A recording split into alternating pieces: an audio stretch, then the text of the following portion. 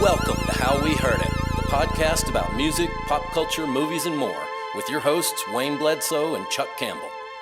Welcome to How We Heard It. This is Chuck Campbell with Wayne Bledsoe, and I'm John Baker. All right. So our topic today is one-hit wonders, and already there's a lot of discussion about what even is a one-hit wonder. Yep. I don't want to spend 30 minutes talking about that, but the bottom line is, it is whatever you want it to be, right?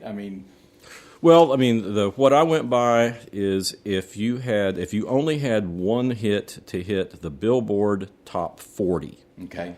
And a lot of people had things that, were beyond the 40 back in the 50s and sometimes Right. the 70s and stuff like that. Right. And some things you think were hits weren't hits. Right. They were hits regionally. We've talked about that Exactly. before. Or maybe they were hits in another country, or hits on a different chart. Or they were on MTV and you thought they were radio hits. Yeah. So I didn't understand that we're just limiting this to the United States. Okay.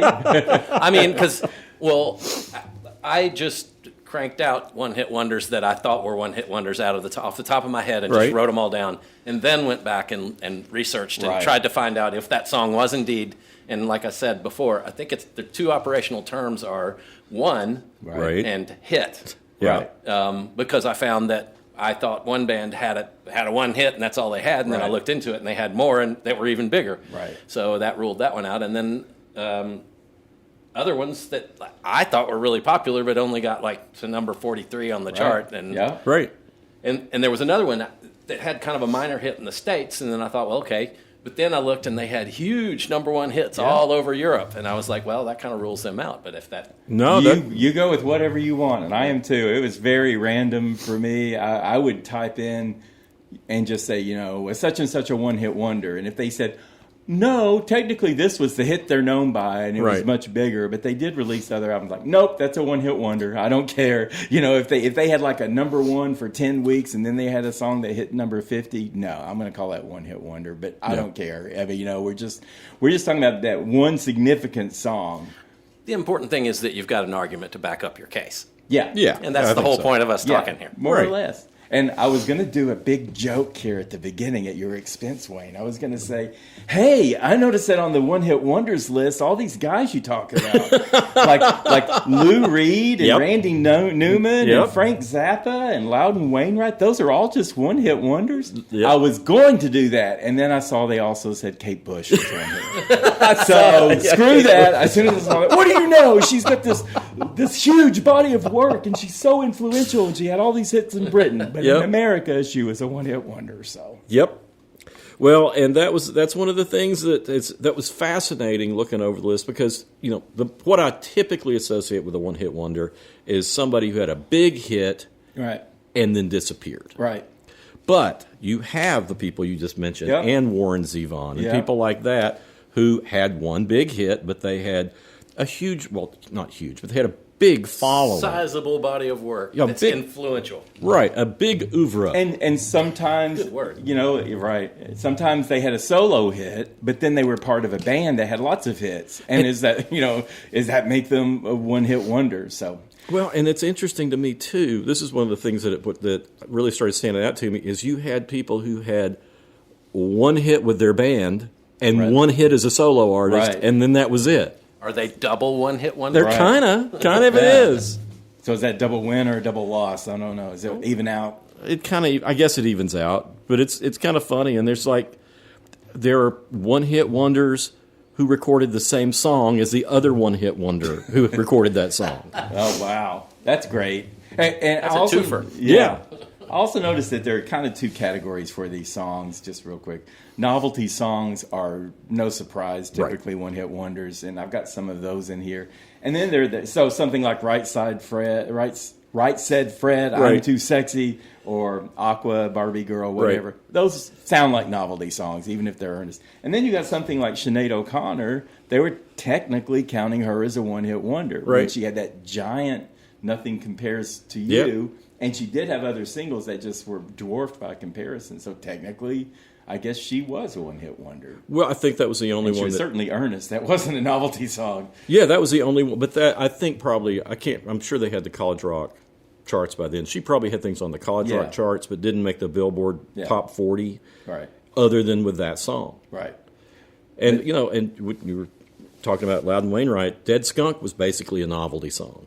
But he doesn't generally write novelty songs. So they're funny, but they're not novelties. This acclaimed, revered songwriter just did a novelty song on a lark and got tagged, one-hit wonder. Well, Warren Zevon with Werewolves of London. It's kind of a novelty song, too. Yeah, I don't think... Well, maybe they were trying to write hit songs. I just think they were... But I think the checks cashed all right. Yeah. And it's like... They left their way to the bank. And like with Loudon, I bought that single when I was 12 years old because I loved it, and I turned it over and listened to the flip side, and it's like, oh, this is not funny, but this is really good. And then I went out and bought the album, right? And then I became a fan for life. Right. Okay. So we're not going to argue about the semantics. We're just going to roll. Of course with it. we are. Right. I'm not going to argue about the semantics. Of course I'm you going are. to watch you two argue, and then I'll be sarcastic. Well, I've got mine by date. Okay, I do too. Okay. Sort of. You probably don't have the 50s, and I didn't put many of the No. 50s because I knew you'd roll your eyes at me. Well, no, I'm just expecting it now. The It's- 1850s. It's a waste of rolling my eyes now. It's just Well, Carl Perkins, Blue Suede Shoes. Carl Okay. Perkins was a one-hit wonder. okay. As far as the top 40. He had some other stuff that went out there, but he had a car wreck not long after that came out, and couldn't capitalize on that single. So here's one of the legends of all time. Is he? Yes, he is. He is. Okay. He was a very He's nice on the fellow. ground floor But he's of just rock a and roll. one-hit Yeah. wonder. I don't know how. Stop it. But yeah, that was one of the ones. That's one of the things that How big of a surprised hit me. was it? I think it got to number one. I think it was number one for a while. Okay. But yeah, but then Elvis recorded it and made more money for Carl Perkins than his own recording made for him. So Right. Okay. yeah. How many 50s are you going to do? I just have a handful of 50s. I was just, with that one I had Bo Diddley, the same thing. Say Man was his only top 40 hit. And he had other things on the R&B charts, I'm sure. Right. Yeah, see, that's a big thing. I mean, Yeah. R&B charts have a lot of weight. Country charts have a lot of weight. Yeah. If you're just looking at a pop chart, they're giant artists who never landed on the pop Yeah. chart. So, But he was considered, as far as that goes, a one-hit wonder. The Big Bopper with Chantilly Lace, that was his only big one. Julie London, we talk about Cry Me a River. That was her only 50s hit. And then there's tons of like was she that. an actress, too? Yeah, she was an Okay. actress, too. All right. But But I know that name, but I wouldn't know her song. well, we've talked about it before. The Champs with Tequila. That's kind of Okay. a novelty song, but Yeah. a lot of these instrumentals were the same way. Wilbert Harrison, the song Kansas City. That's a huge song, but he never had another top 40 hit. Like I said, the Champs with Tequila. Santo and Johnny, probably my favorite instrumental from the 50s, with Sleepwalk. Everybody does Sleepwalk. I mean, they put it in movies all the time, but they never had another hit. Okay. So So many people never had another hit. I know. And Johnny Ace, "Pledging My Love," he died before he was able to do anything else. So, when I was young, and I thought all music was just always out there, and there wasn't such thing as new music Right. and old music, I also only thought there were maybe 20 bands in the world that were doing. I'm serious, and I just assigned like any song that sounded like it had melody to me. I thought that was the Beatles. Any song that had like harmonies, I thought that was the Beach Boys. And then like rock and roll guitars, I thought that was the Rolling Stones. And that's kind of like, and I would hear these songs all the time, and I think, oh, that must be the Beatles, or that, so I felt like, because I didn't investigate. Again, I was the youngest in the family. I didn't control the radio. It's like music was always playing, so I heard it, and I heard old songs, I heard new songs. But and then I started over time. It's like I became aware of who the Who was, you know, and I became aware of Motown, although I only knew Diana Ross, and I Right. became aware of more and more artists. But when I go back and look at all those songs, almost none of them were by anyone I'd ever heard of. Interesting. So I mean, it's like all these big songs, and I thought, I thought, oh, surely that was Chicago. I kind of looked at Chicago was like a big full band that had boring music. And then like Santana was like a big full band that had great music. So that would be my... Interesting. And so there were so many songs I thought were by Chicago that actually were. But there were so many songs, I can't name them off right now, but just big hit after big hit. And it's like, wow, I've never heard that artist's name before. Well, I mean, there were kind of copycat artists who had like one hit, like you're talking about Chicago. There's a band out of Chicago. Right. I think they were out of Chicago. The Ides of March. Okay. And I always thought they were Chicago because they had a song called Vehicle that is a horn song. It sounds like Chicago. Oh, yeah, okay. And then Terry Stafford. Well, I just assigned that to Chicago. Yeah, well, I used to think it was too. But Terry Stafford, and it was a song I think Elvis passed on, had a song called Suspicion. Okay. And he's basically trying to sound like Elvis. And, Okay. and if you just listen to it casually, you'd think, oh, that's Elvis. He just sounds a little weak. Well, let me ask you this then: was it viable to be in a band and just be and just could you sustain yourself on one hit? I mean, Well, it seems like now you almost have to keep putting out hits or give up the music business because yeah, but the way things worked back then is most people didn't go out and do like an hour and a half concert. Right. They'd go on packages. so you And, have like They do 6 three bands. songs. Right, on those package tours, they'd do 3 or 4 songs. That's it. And that would pay a living for them? I mean, they'd Yeah. be able to sustain it? Oh. Well, they had, I just wondered what the financial viability was of all these bands. And I know a lot of groups are album acts. I mean, that's one thing I can say about Kate Bush, is she's not known as a singles artist because her albums are usually concept albums that can't be busted up into little 3-minute bits. But that really didn't get going until the later 60s, The for the album most rock part. concept? Okay. So people were generally oriented at singles until then. Right, and I mean, you would have... Till the mid 60s. Right. But you'd have Diana Ross and the Supremes going on a package tour with Lou Christie and with, maybe another Motown act, and then maybe 2 more acts. And they'd go in and they'd just go from place to place. And, of course, the record companies were barely paying them anything on sales because they all had these really lousy contracts, so they would pay them to go out and promote the singles on the tours and give them enough money to go. Wow. Okay. So, yeah, I mean, there were... The one-hit wonders didn't make a whole lot of money probably off of their one hit. Okay. But they could wind up playing at lounges or wherever and for 40 years on one song because people recognized it. Okay. And the thing that got me when I was looking back over these lists is how many totally iconic songs there are that we all know, and that was the only song these people had that you know. Well, that parallels what I was saying. Yeah. But I just assumed that was always the Beatles, and it was like, oh my God, Yeah. who are these people, and how did I, I mean, I wasn't paying attention, but so I want to real quick. Maybe we can meet in the middle, and I'll start with the most recent. Okay. If you're going all the way back to the 50s, I wanted to talk about recent people who are somehow being classified as one-hit wonders, Right. or being projected as one-hit wonders. There's a Tones and I. They had the hit. It was an Australian act. They had Dance Monkey. It was a big hit. It was in 2019, and you see that they're, a one-hit wonder. It's like that's kind of early, but even worse. That gal Gail, who did the song ABCDEFU, that was out in 2021. Right. And people say, yeah, she's given the one hit wonder vibe and everything. She's 20 years old. Yeah. She's just 20 years old, and her song is 2 years ago, and she's already being dismissed. But even better than that, Lola Young, who has a song called Messy, a great song called Messy. She released it in 2024. Back, I think it was in March or February or whatever. She was #1 on the airplay chart. This was like her first single, and also young. And they're already talking about her like she's going to be a one-hit wonder. It's like, how can you call someone who had a hit 2 months ago, Right. just getting started out, a one-hit wonder? So Yeah, it doesn't make any sense. so in general, I'm moving back to at least like 15 years ago, just to give people a chance. Time to fail completely. Time Yeah. to fail. Yeah. I Well, wanna, by the same token, the charts don't mean what they used to mean. no. And there's so many more charts. Right. There's so many more charts,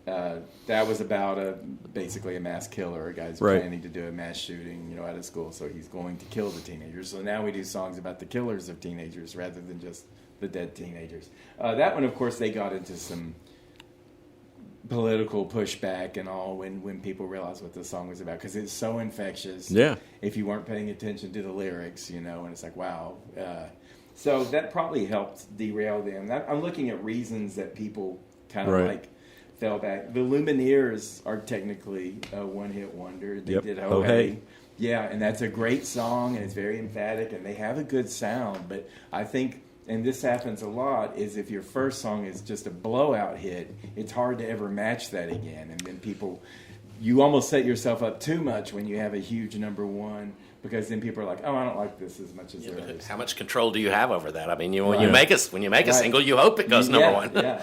But they were one of those, and that's what I'm doing with the 2010s, mainly people who were going to be something, and they kind of didn't. Well, I think with the Lumineers, they did carry on, and they kept a pretty good following. Foster the People, as far as I could tell, they just kind of disappeared. Yeah, I think so. But I would have expected, that was such a good song, and I think the rest of the stuff on that album was okay, Yeah.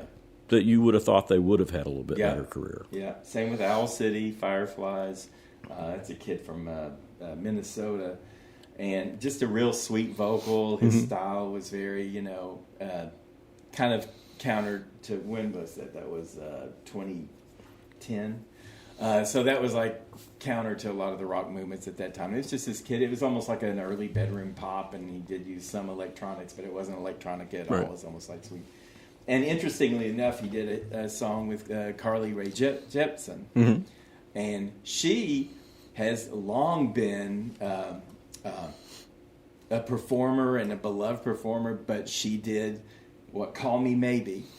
And when Call Me Maybe came out, they just people had never heard her before. She's from Canada, I believe. She's had plenty of hits in Canada, but not Right. really in the States. And people have embraced her here, but she's always just remembered for this one song, And she's not even remembered for that one song with the Owl City. But anyway, so they I thought that was interesting that you had two technical one-hit wonders who've actually been prolific performers. Yeah. And they teamed up for a song. Was it a hit? Was the song they teamed up for a Where hit? was it? It was called Good Time, and I think it was one of those lower end of the top 40 or something like that, when they had been roosted up in the... I think Call Me Maybe was likely number one, and Fireflies, I think, was also number one. So they teamed up and did something that didn't hit like their previous stuff. And if it was a hit, I don't know if that would discount them as soloist one-hit wonders. Well, it depends on the dividing line between what makes it a hit or not. Does it have to be in the top 40? Right, yeah. I don't know. Well, this is It's up to each individual it's up to listener. you. How much do you like them, Yeah. Well, this is an interesting one. Mickey and Sylvia, Love is Strange, which they just played that in the new Bob Dylan movie that's out. Was that song used for porn movies? I don't remember it being in porn movies, but maybe you saw different porn movies than I did. Was it the one that... Yeah. Yeah. Love is Strange. Yeah. Yeah, but Mickey and Sylvia had that in 1957, which was older than I thought Really? it was. Oh, Yes. wow. I would have thought 70s. It's much more modern sounding. Yeah. But then Sylvia, I didn't realize it was the same person, came back in 1972 as a solo artist with Pillow Talk. Oh, really? Huh. I had no idea. That was a great big song too. I don't know what happened to Mickey in between, but Somebody slipped him a Mickey. Yeah. maybe. But I thought that was kind of fascinating. Is all those years in between, and then she came back and had one more hit by herself Just as Sylvia. as Sylvia. Yeah. And then there's another Sylvia that was a country singer, and she had one hit too in the pop charts, but nowhere near like as her, good. so- I didn't much like Sylvia. No, I thought Sylvia, too. But then you had Rick Derringer with Hang On Sloopy in 1965 with the band The McCoys. Okay. So they had one hit Okay. with him. And then he had one hit in, I think, 74 with Rock and Roll Hoochie Coo. All right. Right. I don't know that one, I don't think. I might I know know if I that heard one. it You'd probably have heard it.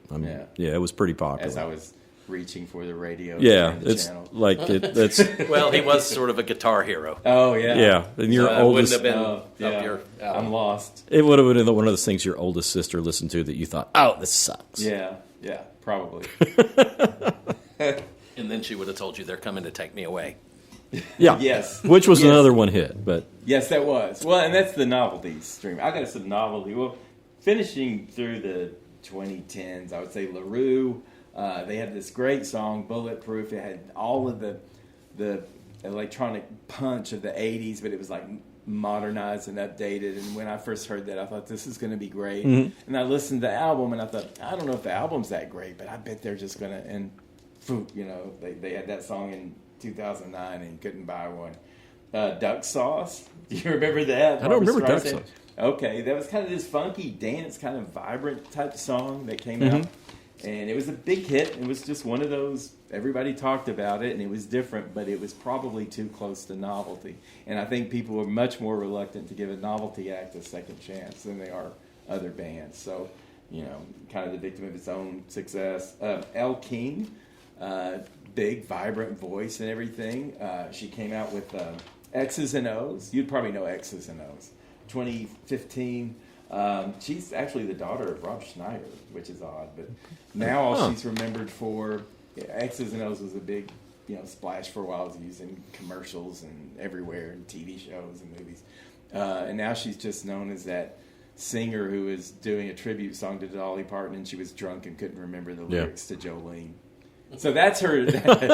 So she went from one-hit wonder to old drunk who couldn't get a Dolly song done. So anyway. well, how about the Gautier guy? That Somebody I used to know. yeah, but I mean, he basically just took himself out of the business, didn't he? I think so. Yeah, and in that case, I don't know. That one was peculiar. But he wasn't pursuing the usual. Got to get another hit type thing. He seemed like he had a hit and thought, I don't really like this. I don't enjoy this. I don't want to sing this when I'm 70. Hits are for chumps. Well, another thing that I think is interesting, I mean, like the instrumental hits, one-hit wonders, it's like instrumentalists generally don't get another shot. It's a fluke when an instrumental gets on there. Right, so, for sure. Yeah. Boots Randolph, I mean, he performed for years.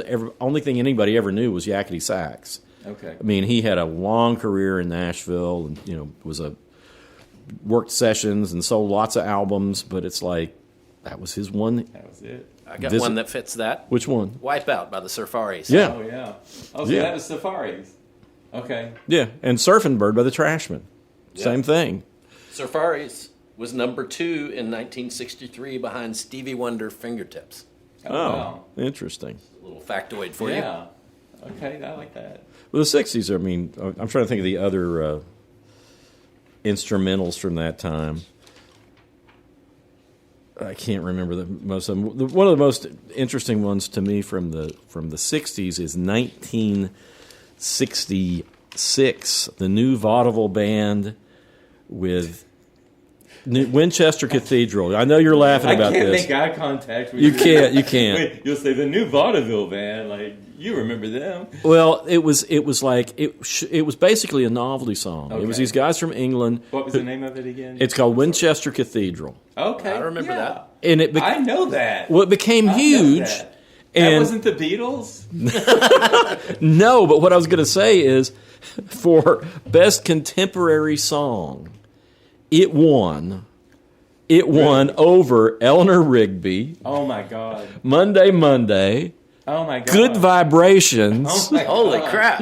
and Last Train to Clarksville. Wow. And the Academy and the Grammy Academy picked Winchester Cathedral. Like, Was he on a big label or something? no, it was on a little label, but it was just like that. Just showed you how resistant that they were to to the other acts. to great rock, Yeah. or great pop. Yeah. Well, I mean, there is a backlash. Anytime someone starts succeeding, everyone thinks they're getting too big for their britches, and they want them to lose. But it's like, here are all these acts that did all this great music. right, this And, is you know, great songs. Yeah, and I mean, maybe some of the classics of all time. Yeah. And what did they pick? Winchester Cathedral. B-O-D-O-Do, B-O-D-O-Do. What's he doing? Winchester. Yeah, that's it. Yes, I know that song. Wow.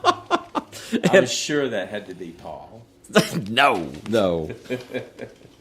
But I was just like, because I remembered it being a real atrocity that it became so popular. I mean, it was okay. I liked it when I was a kid. It was like, but I didn't want to go out and buy it. Right.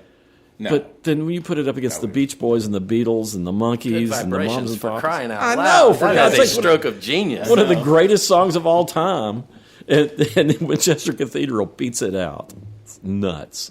A true one-hit wonder. I got a one-hit wonder that you probably thought was the Beatles. Okay.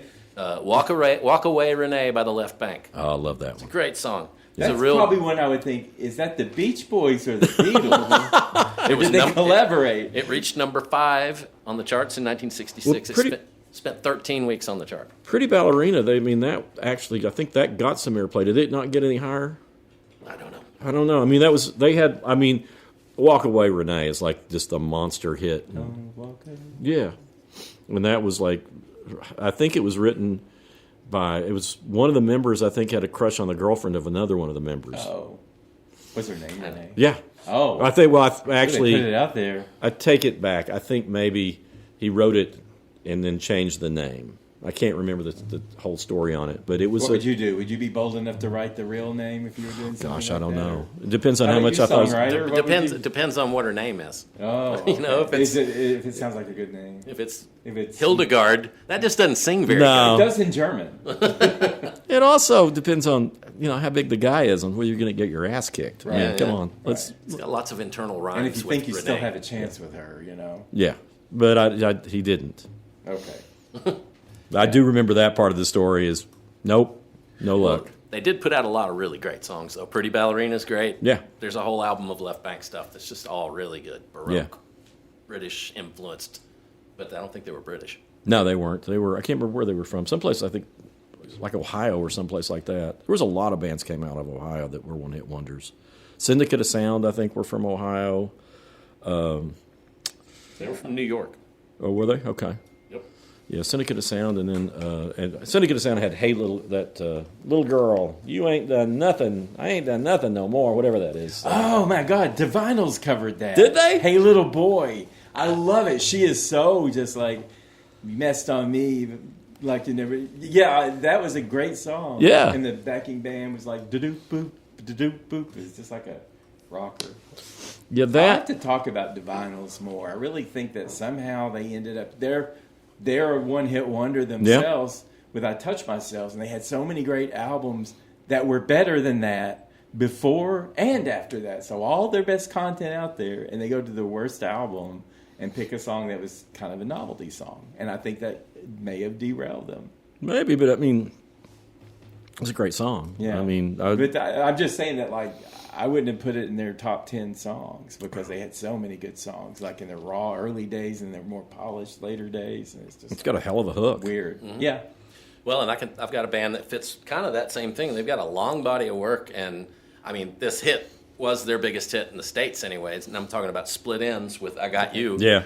But they put out I mean, that's a really good song. But they had a whole body of stuff before then that was really great. And then members split up and formed Crowded House, which had "Don't Dream It's Over," which is also kind of a one-hit wonder. And they've put out a string of great albums, but they just never had a hit that big. So, yeah, there you go. There's a twofer. Okay. Well, another one of the most popular songs of all time, "Whiter Shade of Pale." That was Procol Harum's only actual top 40 hit. Yeah, wow. One of the most, evergreen songs ever. You always wonder, like, I mean, for some reason, when I started doing the aughts, I started deciding why they were a one-hit wonder. I didn't do I was all over the map when I was doing this, and by that time I started thinking, why would this person be? But you always wonder why, how they came up with a song like that, and if it was so different from anything else they did, or if it just hit the right groove at the right time. Well, I mean, somebody I know you liked, House of Pain. Yeah. Had Jump Around. Yeah. And then I think I've got one here. They were 90s, right? Yeah, 90s, and then like that breaks up, and then Everlast has Everlast. What It's Like. Yeah, What It's Like. But his best song was a song called Ends. People rob their mothers for the ends. It's such a great, somber, kind of disquieting song. And you can hardly believe he was in House of Pain and did Jump Around. Yeah. Jump Around will live on forever at sports. And that, Yeah. they've got kind of a Boston sound. And I think maybe the Celtics or something. But they get played at sports events and have been with that song for decades. I wonder how he feels about that, because I actually interviewed him, and he seemed pretty cerebral, and he had like a open heart surgery or something like that at a really young age. And when I talked to him, I talked about what it's like and everything. I talked about Ends, and it seems like he wanted to talk about that one. And I thought, this is such a good song because it's just storytelling about people who hit the skids and that do anything to anybody. Right. And anyway, but you're right, that Jump Around, I can never imagine him. And I see the video and it's like, this dude was so serious, and so interested in music, but he first hit with jump around, jump around, jump up, and jump down. And then people, like, if their team scores a goal, and they're like pulling within 4 of the team they're playing or whatever, and everybody's jumping around. I thought, that guy probably doesn't enjoy that at all, even though he likes But the I bet the checks cash He real likes good. the checks. I know. Hope he kept his publishing. Yeah. Well, one of the things, going back to the 60s, is like some of the best songs of the 60s. I mean, 96 Tears, Question Mark and the Mysterians. Right. Now, see, that's when I never heard of that band. I knew of the song. Right. And I assumed it was The Doors. I did actually It kind of was see organ that. forward. I could plug them into something roundabout, what their sound was. And I just thought that must be The Doors. And so, It was the organ. yeah. Yeah, Sure. I mean, I can see that. A little bit of soul. I was a kid. Did you think the Zombies was the Doors too? I don't know. What was the Zombies? They had a bunch of.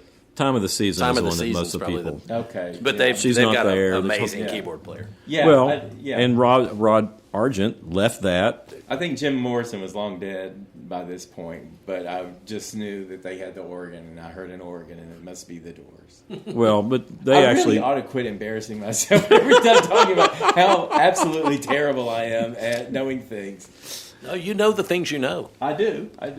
I knew the Divinals and Everlast, so, I got stuff. I got things. stuff. You got stuff. I got stuff you don't know you need, Have you got 70 stuff? I've got 70s stuff too. There's so much. I wanted to mention. There's so much 80s and 90s. I've got a bunch of new wave stuff. Yeah. Oh yeah. Well, not a bunch, but some. But there was a lot of that. Yeah. Okay, we'll go back there. I'll skip around and go backwards too. But Not yeah, 60s. I'm gonna go back to the 60s too. There's so many great ones. Oh, my God. Let It All Hang Out by the Hombres. It was one of my grandmother's favorite songs. I always loved it. The fact that one, and there was a band called, I can't remember what the band was called, that did the Groovy Grubworm. It was just a bunch of fuzz guitar, and in the middle, at the end of it, somebody would say, "I'm a grubworm," and that was it. Hope they made some money on it. Who knows? I mean, the Hombres were like some Memphis band, and I can't remember. What was their song? That sounds familiar. Let It All Hang Out. Oh, okay. Yeah, which is basically riffing on Bob Dylan kind of lyrics. Okay. They start off with like a fake preacher, and then they go into like some of the most surreal, crazy, funny lyrics. Mm-hmm. Hanging in a pine tree, upside down by my knees, eating a Reuben sandwich. Don't stop now, man. Let it all hang out. Genius. Yeah. No parking by the sewer sign. It's just like whatever they Stream thought of of. consciousness. I love it. It's one of my favorites. And, well, I'm going to bounce to the 2000s. All right. So 2000, Okay. 2010, a lot of 2000 songs. And these are the ones that I split for whatever reason into novelty and then serious artists that just flopped for some reason. Novelty, you had Blue by Eiffel 65, the Italian band. Mm-hmm. Anyway, that's the kind of thing is not going to make it. Novelty, I think Alien Ant Farm covering Smooth Criminal by Michael Jackson. They were going to be pop punk and everything, but what did they do? They covered Michael Jackson, and then boom, boom. That's like, Yeah. that was a good little spurt, but then you just come back with your own original songs and people didn't want to hear it. So, the rap rock Crazy Town, they had Butterfly in 2000, and that one didn't work out, and plus the frontman's dead now, so you can safely put them away. But that felt more like a novelty song than any kind of like serious endeavor. Let me keep going. This is a fun one. So, All the Things She Said by Tattoo. Mm-hmm. Now, we talked about them. Have you heard? You would know it. It's All the Things She Said. Anyway, so it was a Russian duo, okay, and they dressed. It was women, and they dressed like schoolgirls, and they were presented as sisters, but then they were presented as lesbians, and they were presented as lesbian lovers, may or may not have been sisters, in schoolgirl. The song They was were great. Russian, right? Yes. And they were, and the thing is, they weren't sisters, and they weren't lesbians, and they weren't lovers, and I'm not even sure they were Russian. So, but they had this great song, but it was just the whole campaign and hype that they did to promote them was just something they could never live up to after that. So I think they stopped, doing schoolgirl stuff and stopped. Yeah, I think they hung over each other and kissed each other. And people were like, are these lesbian sister lovers? I was like, nope, none of the above. They're just young pop stars trying to do what they can. Or they're kind of rockish, actually. People start out with so many gimmicks. I mean, I think that's another one-hit wonder that doesn't have anything else to offer. Subgenre. Yeah, when they just, it's a gimmick. Yeah. They kept trying to do music, and it wasn't bad, but once they became more forthright with who they were, no one cared anymore. Right. So, Who Let the Dogs Out? We talked about that, Bahama Man. That's just they were from the Bahamas, and it's just a very obvious, novelty song. But the serious acts, of course, Amy Winehouse released Rehab. Right. And she did some other music, but Rehab was just far and away the big, and then she died. Yeah. So, one-hit wonder seems really rude to say about someone who died in her 20s and, who had all these other things that could have come upon. Well, even though she didn't have a big body of work, she did have she had an album before that album. Yeah. She had good work. Yeah. She never got her feet on the ground, really. She Right. was just around for a few years after she hit it big, and she passed away. I'm just going to plow through this. Blue Cantrell, she had Hit 'em Up style from 2001. She was going to be what Beyonce became. She had this great voice and great presence and everything, and it was like, yeah, and then Beyonce just came and swept her away. She never had another hit. Right. And it was so weird because you would listen and you'd think, that's just a Beyonce song. Like the Beatles. But Wheatus, Teenage Dirtbag, you remember that? I love that. That's a great song. And they're from Ohio. And the reason I know that's a great song is when the Ukulele Orchestra of Great Britain covered that song. It's like it's a good beautiful. song. It's You've beautiful. made it then. Well, it's really you've made it. But no, it's like when I heard them do it, somebody sent it to me. It was a friend of half the band Yak Strangler, Chris Newman. He sent me a copy of it, and it was like, my God, this song is beautiful. Yeah. And he has this very kind of feminine voice. And it's like a flashback, but when it's well done. It's kind of a limber type feel to the sound and everything. And that was from 2000, and that was it for them. James Blunt, do you remember You're Beautiful?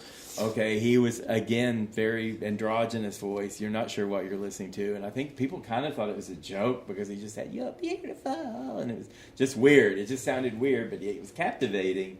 But people didn't want to be captivated by it a second time. No, people got so sick of that song. That song got so overplayed. Yeah.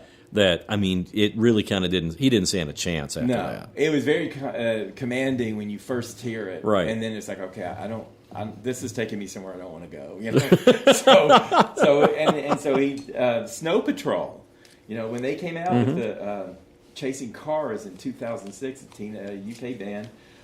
Very tuneful band, and when they came out, I don't know if they just had good publicists or what, but they were constantly presenting them as like, this is going to be the next huge thing and all, and they weren't.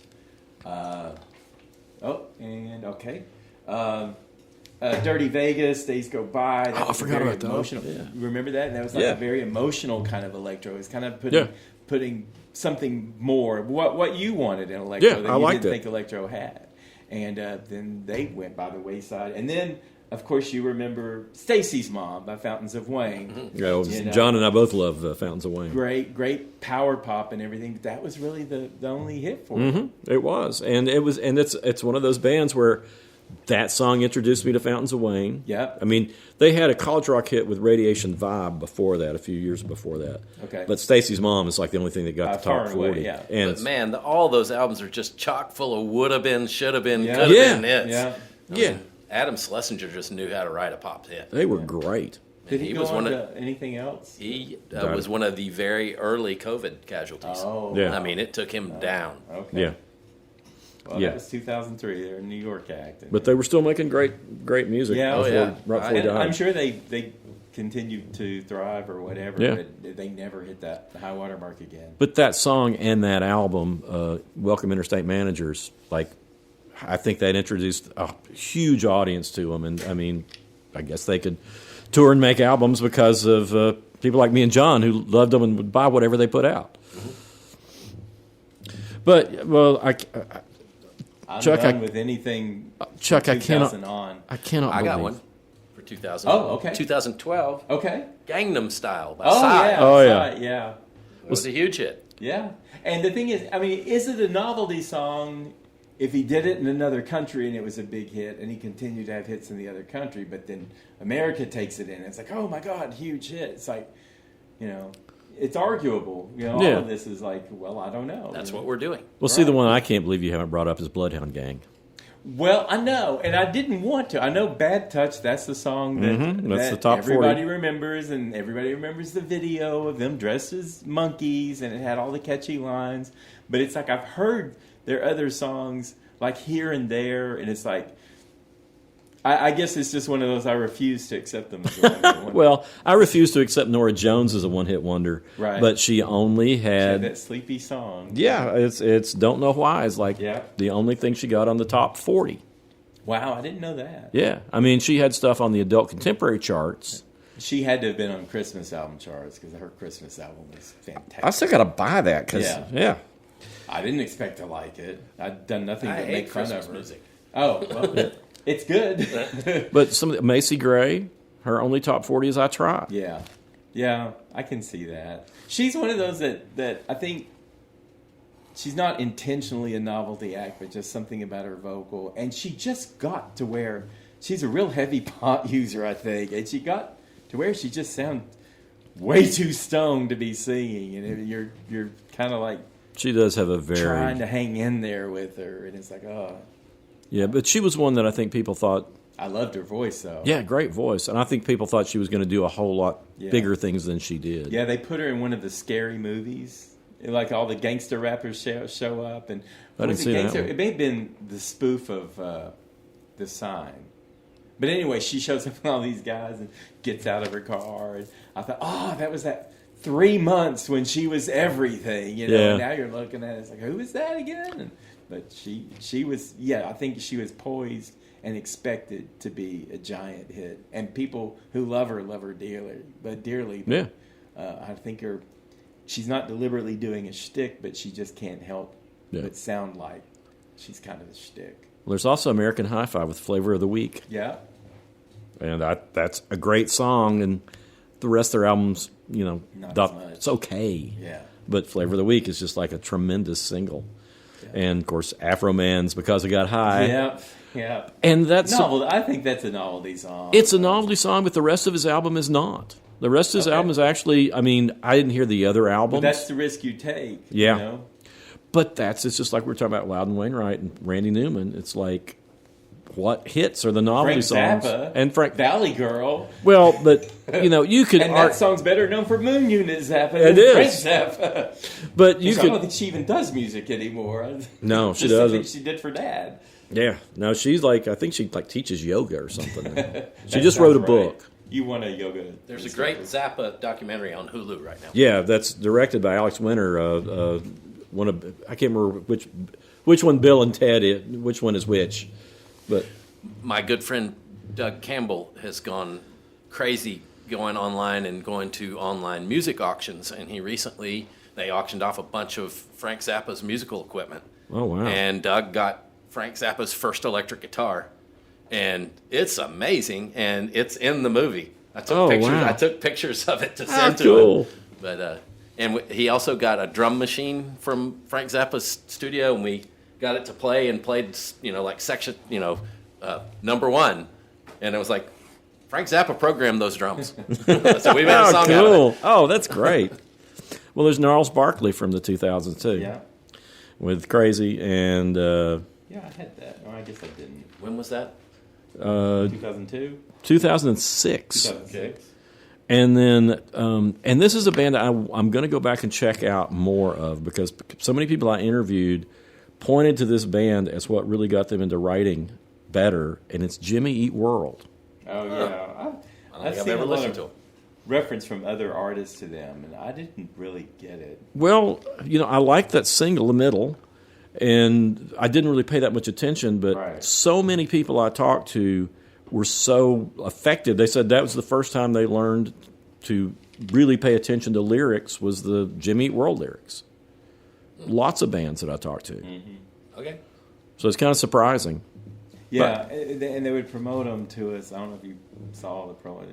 Like, this is a defining band, and they're influential and they're leading the way. And I'd listen to it and think, really? Not that it was bad, but I'd be interested. Maybe you can tell us I don't know anything about them. Never Never heard of musician, them. What I'll report back. Okay. Well, I'm going to go back and check them out because I keep meaning to because so many people told me that.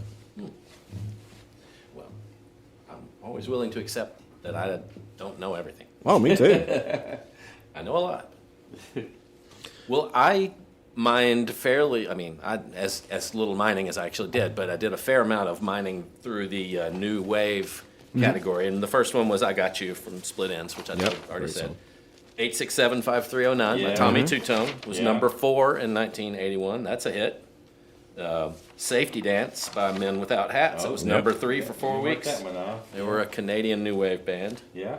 She Blinded Me with Science by Thomas Dolby. Yep. He's widely respected, but he never had a hit. I know, yeah. Anywhere near that good. This Beat Goes On, Switching to Glide by the Kings. You all remember that one? I don't remember that one. If you heard it, you would remember. They're a Canadian band. But then again, okay, so there's two different. They were only 43 on the Billboard Top 100, but they were 23 weeks on the charts. Wow. So, Switching to Glide, you don't remember that chorus? Switching to Glide. No. My Sharona by the Knack. Oh, yeah. Yeah. 1979, number 1. Although it had like a 20-minute drum solo. And it's one of the best guitar solos I've ever heard. Guitar solo. I'm sorry. Yeah.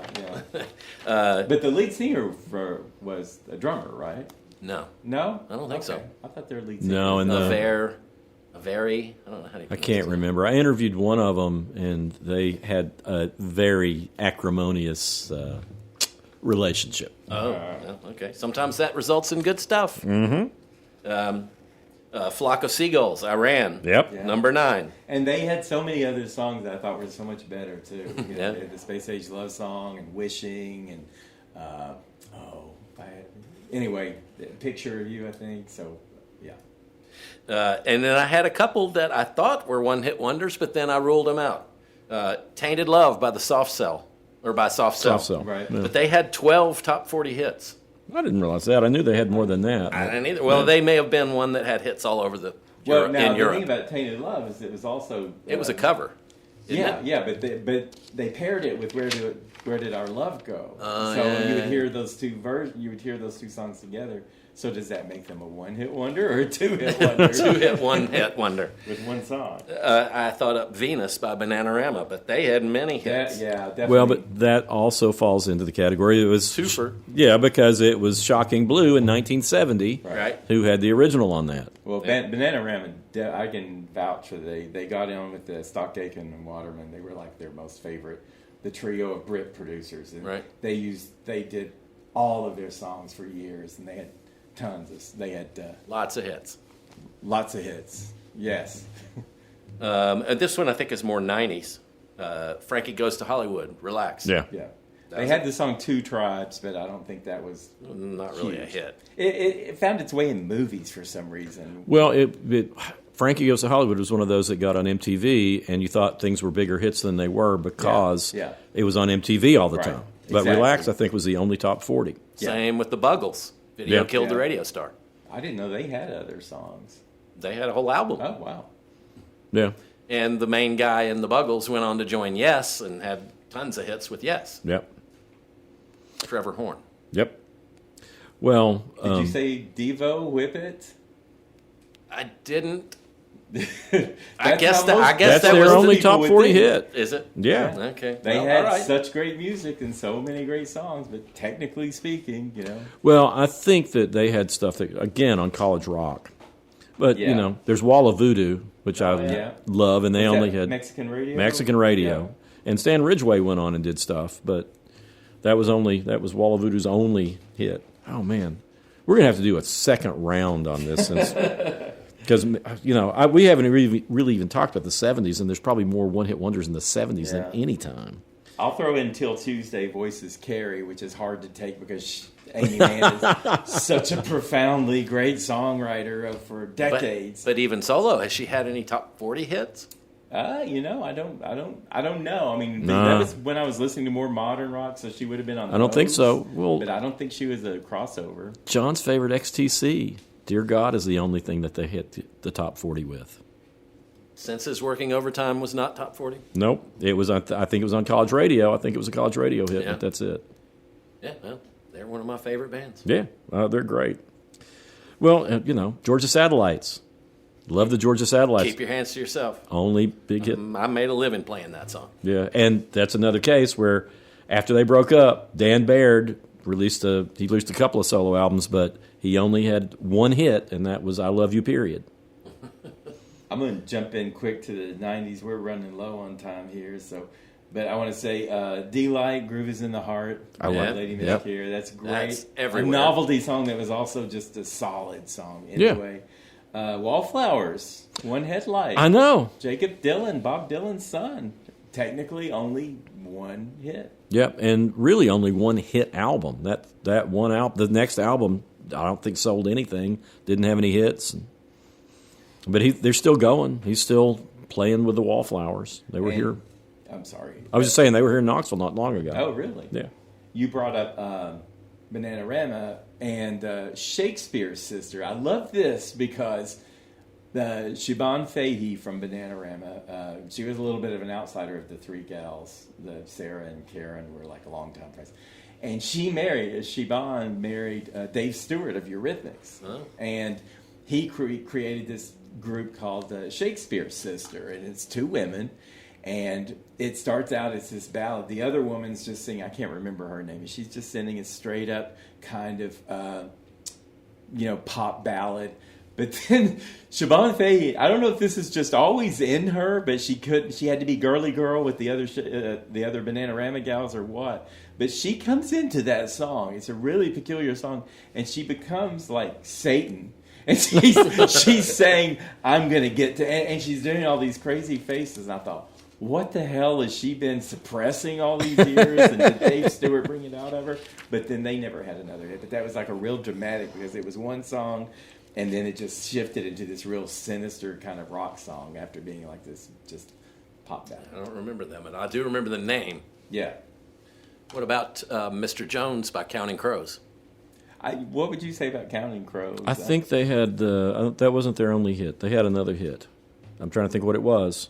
I don't know. Chumbawamba. Oh, Chumbawamba Tub Thumping. Absolutely. Yeah, They didn't have anything else. I'm pretty sure Counting Crows had another hit after Mr. Jones.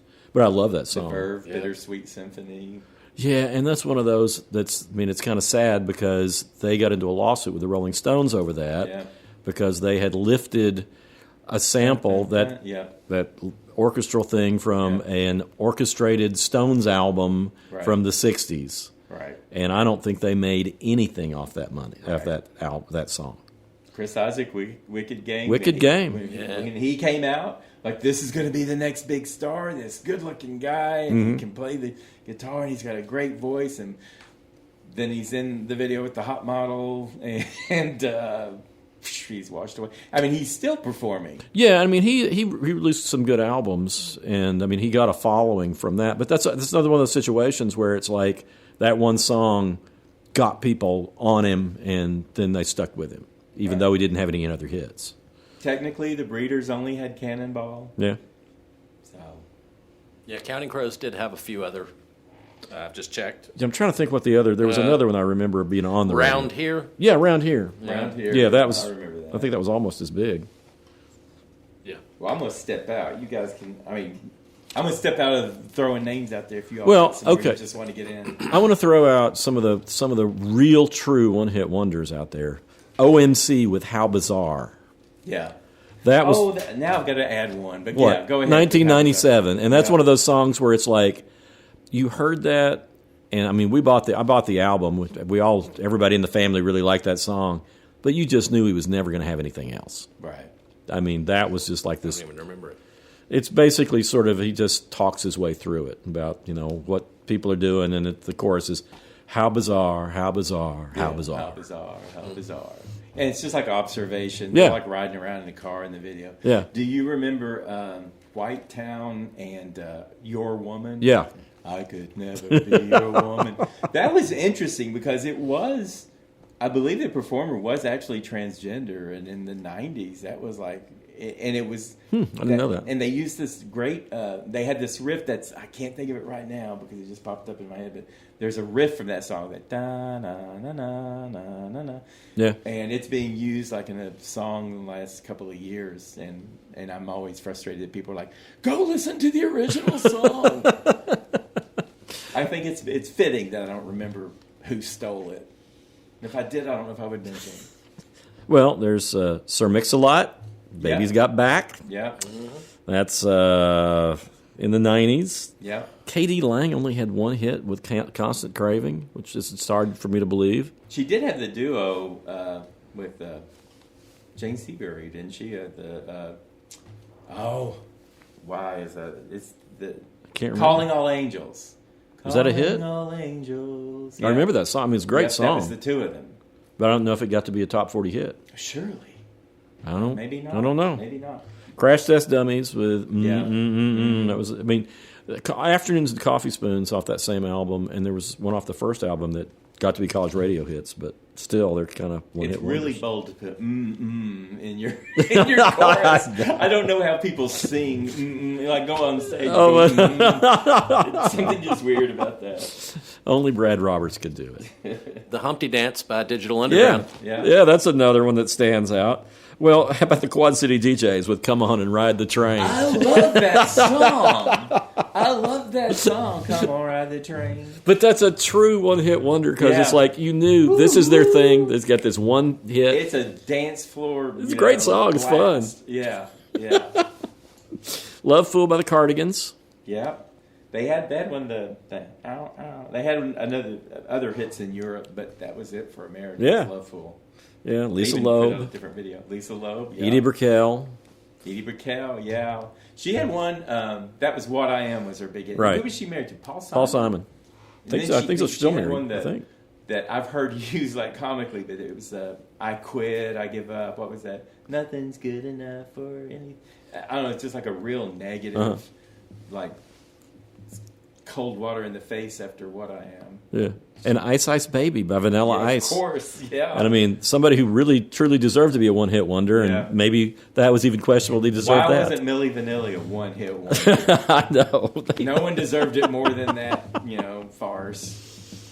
How about the Ohio Express with Yummy, Yummy, Yummy? There's a whole bunch of those. that was the thing. And a bunch of them were all written by the same people. And sang by the same people. A lot of them. Ron Dante, like all the American, like the Archies and 1910 Fruit Gum Company. probably, I can't remember. I think it's, but he did a bunch. And then Cliff Burrows did the English ones, like Edison Lighthouse and some of those. Those were British bands. Stewart, I can't remember his first name, in 10cc, made a living in the United States just cranking out bubblegum pop songs right before they formed into 10cc. Yeah, I'm trying to think of his name now. His first name. Something Stewart. Not Mike Stewart. No, but anyway, yeah, he was the writer behind a whole lot of that stuff. But the 70s were full of one-hit wonders. You know, Blue Suede with their version of "Hooked on a Feeling." Eric Stewart. Eric Stewart, yeah, Hooked on a Feeling? yeah. Oh. You know, that was originally a B.J. Thomas hit, Okay. and then Blue Suede did it with a whatever the heck it is that they do, and they're like a Swedish band, Okay. and they just had that one hit. Gosh, there's just tons of them. There really are. I've got not even mentioned half of the ones I've got here. Oh, me too. And Ram Jam. We can't leave out Family Ram Man. Jam. Black Betty. Yeah. And, you know, I could not believe the Rolling Stones did that. if you Must be them. anybody It who's had to be them. if you've never seen the video for Black Betty, you've got to see the video for Aren't they Black like Betty. standing on a street corner? Or No, they're something out. Like that? They're out in front of some old house, and Yeah. they just look like any bunch of guys from the late '70s. Even though they were, what year was it? It's like '79 or something. And they were like, it's a lot later than you thought it was. But man, they just look like a bunch of stoner kids, and Yeah. they're just like going at it. It's great. The Stuck in the Middle with You. Steelers Wheel. Yeah, which was Jerry Jerry Rafferty. Rafferty, who Jerry had Rafferty. Baker Street. Yeah. But he had a couple. double one hit. Yeah. And he had some other hits. Yeah, he so had some On other Down hits. the Line was Yeah. a hit. No, Did I you still, get Baker Street? Yeah. I can't imagine. And that's a That. genius piece of work. Yeah. It's a gorgeous song. Yeah. but and Knoxville's own Amazing Rhythm Aces. Low Rent Romance. Third-rate romance. Third-rate Yeah, romance. third-rate romance. That's like their only actual hit. Did they ever tell you why they were the Atlanta Rhythm Aces? When they... No, they're the Amazing Rhythm Aces. Amazing! You're thinking confusing of them with Atlanta the- Rhythm Section. Yeah. Ah, Yeah. because I don't really know both of them. So- It was. and They were both the Rolling just, Stones. yeah, they were both Rolling Stones. That's all I know. The Count 5 with Psychotic Reaction. Oh yeah. Well, It's another Nuggets. yeah. Amboy Dukes, which later, you know, it had. Turned into Ted Nugent. Yeah. That's Journey to the Center of Your Mind, which is, you know, about tripping, and of course he wasn't tripping. No. He was All even right. fake. Of all the people who should be taking drugs, he probably should have taken drugs. He might have benefited. Yeah, I think he might have. He just had cat scratch fever Yeah. Well, instead of drugs. we got. I mean, there's tons that we could do this We for don't need hours to and go into hours. Ted Nugent Right. anyway. No. Well, No. I think we're out of time. Yeah, we're out of time. I could go on and on. I've got some recommendations, though. Okay, I got recommendations. I do too. We all got them. Mine are going to be kind of short. I think one for music. Should I start with music? Yeah, go ahead. Oh my God, where is this? I don't know if I have it anymore. I'm going to go with M. Nobody mentioned M. They had pop music. Yeah. In 1979. Just the letter M. Yep, just the letter M. And the name of the album is New York, London, Paris, Munich. And my friend Robert and I, we went to Europe once, and that's the path that we followed.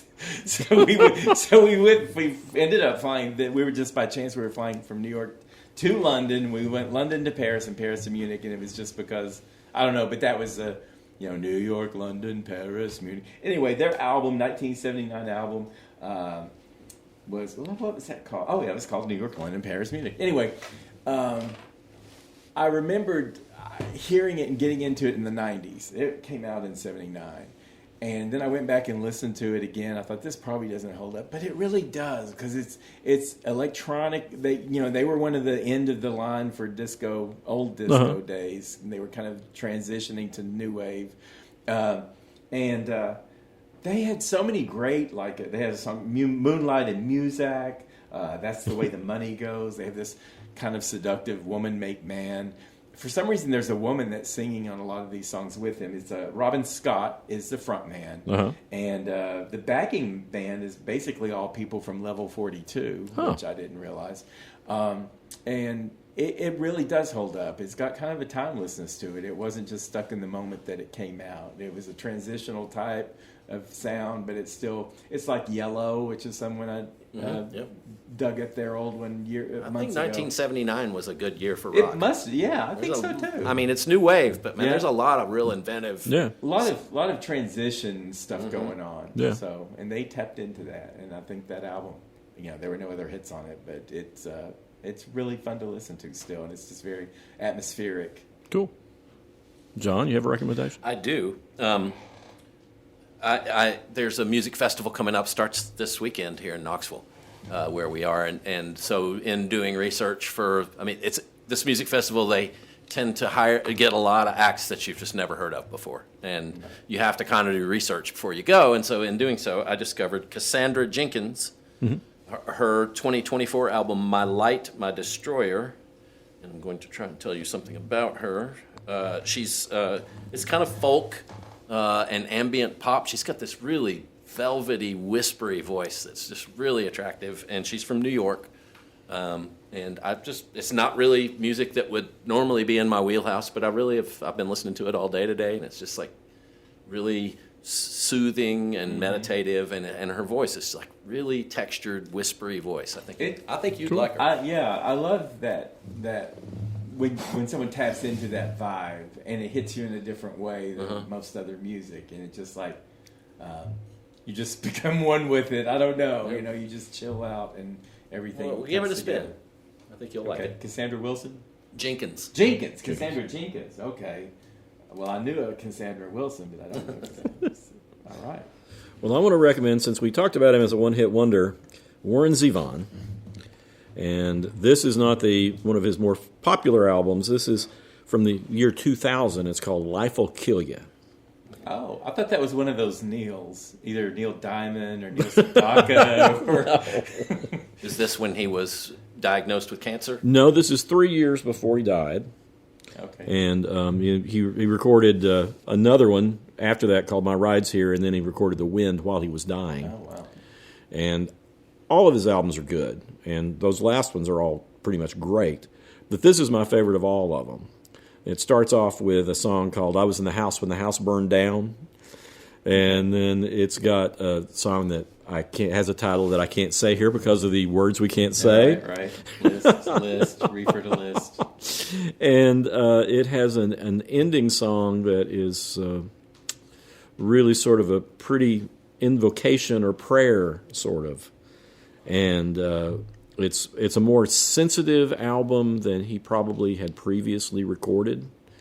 And if you like Warren Zevon, or he's just a great singer-songwriter, great performer. And I think it's a great entry point. I mean, the title song, Life Will Kill Ya, I was going through a lot in 2000, and I related to all of it. Yeah. Mm-hmm. Yeah. Excellent. Movies. I have one I've been meaning to bring up because I saw it a few weeks ago. Is Flow, which won the best. Stole mine. What? Well, that was going to be mine. Well, let's talk about it together. Yeah, go for it. I just stumbled into it. I didn't know anything about it, but it won an Oscar for Best Animated Feature. Right.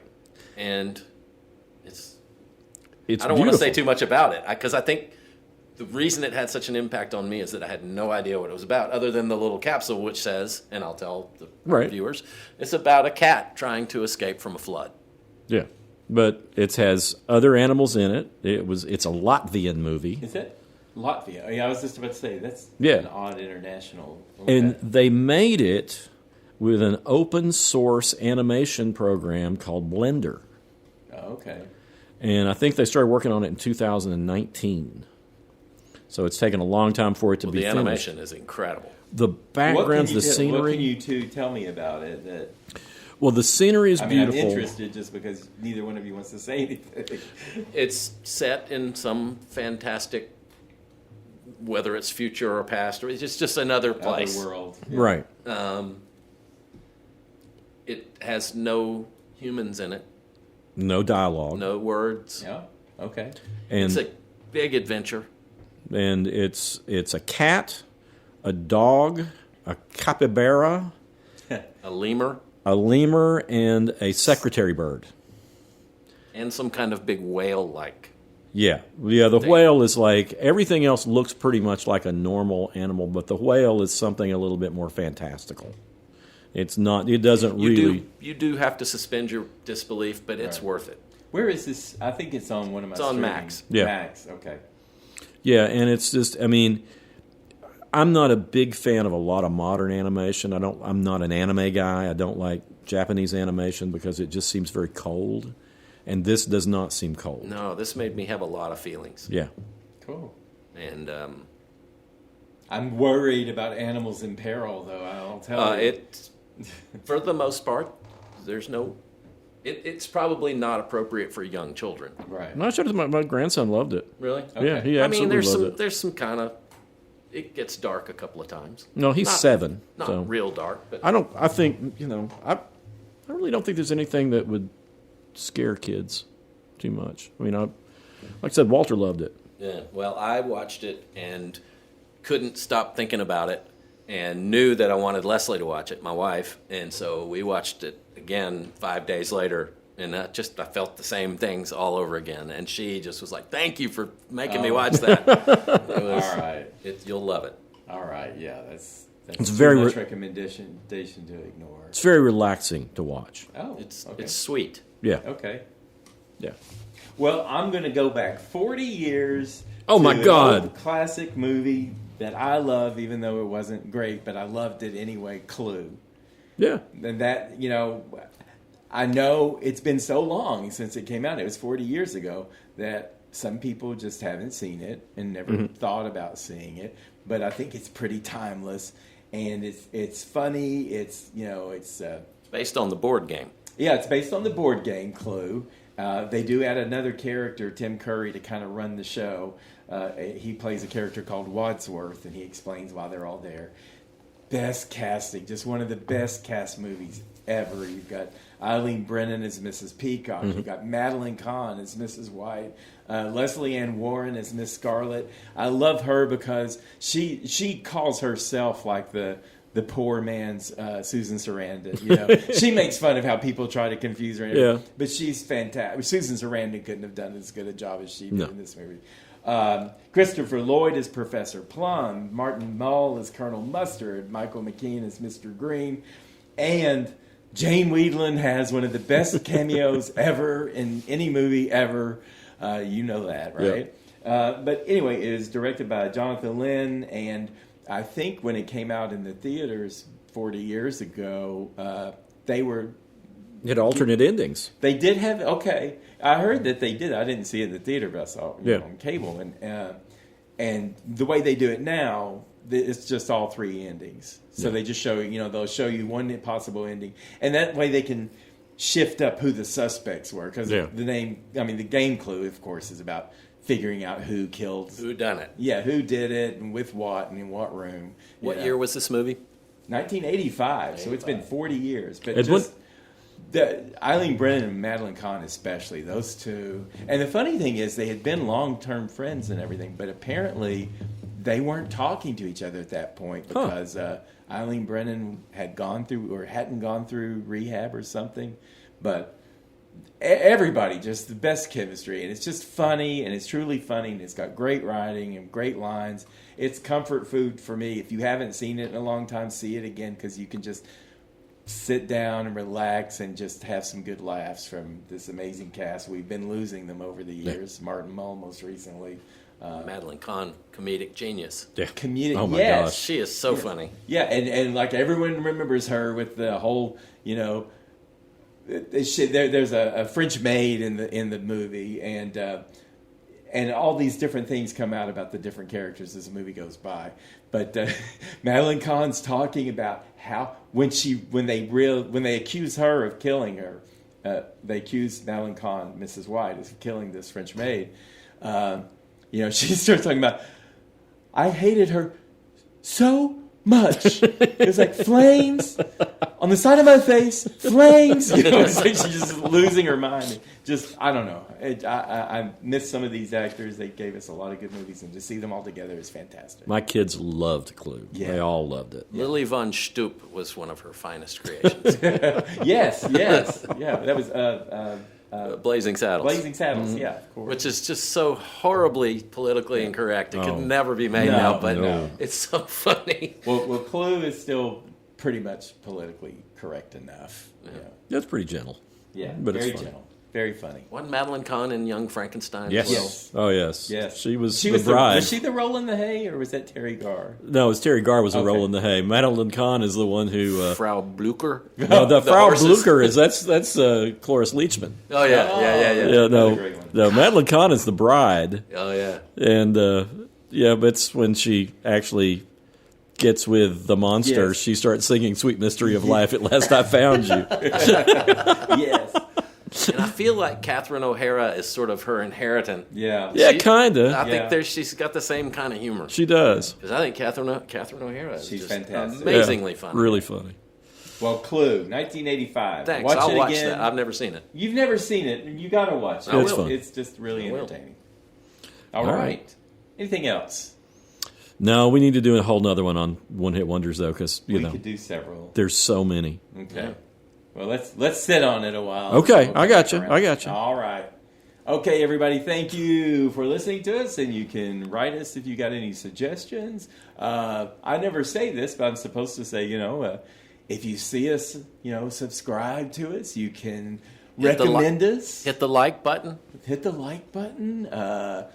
Give us a rating, 5 stars. HowWeHeardIt@gmail.com. HowWeHeardIt@gmail.com. If you got any ideas or feedback, don't be mean to us. We're nice. All right. Oh, you can be mean. I don't care.